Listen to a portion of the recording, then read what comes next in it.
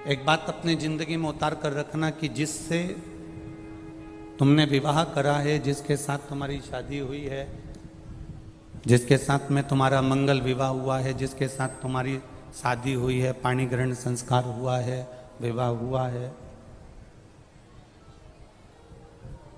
वो प्रयास करती है कि कभी अपशब्द ना बोले।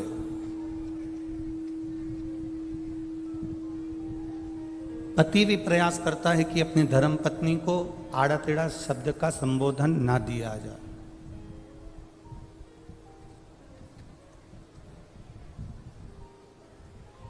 कोई ऐसा शब्द ना बोला जाए जिससे पति की वाणी का बुरा पत्नी को लगे या पत्नी की वाणी का बुरा पति को लगे।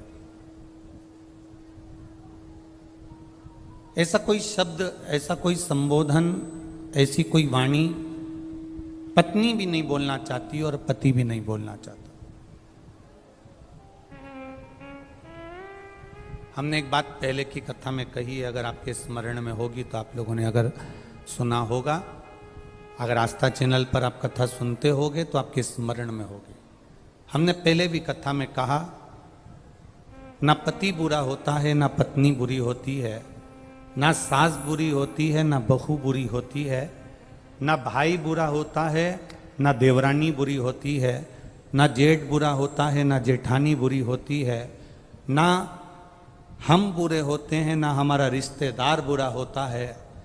एक समय ऐसा हो जाता है जो हर एक व्यक्ति से बुराई उत्पन्न करा देता है। उस समय को हमें टाल देना।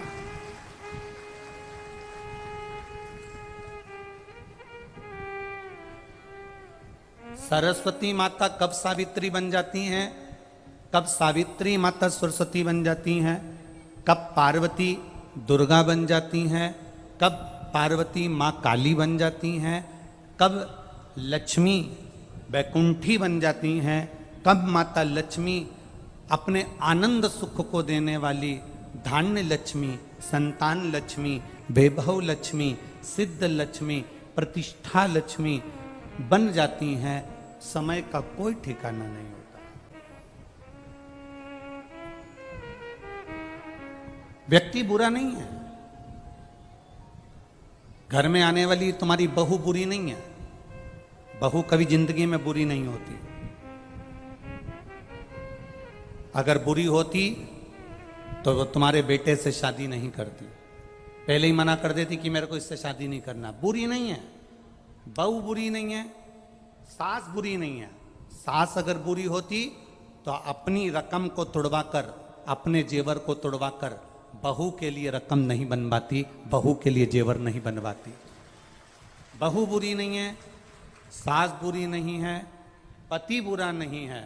परिस्थितियां कुछ ऐसी बन जाती हैं, कुछ समय की घड़ी, पल, क्षण, चक्र ऐसा चल जाता है जिसके कारणवश हमारे भीतर बुरा हमको नजर आने लगता है, बुरा हमको दिखने लगता है।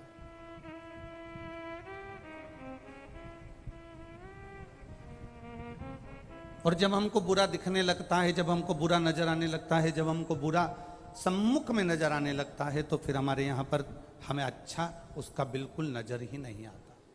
कुछ समय की गणना है।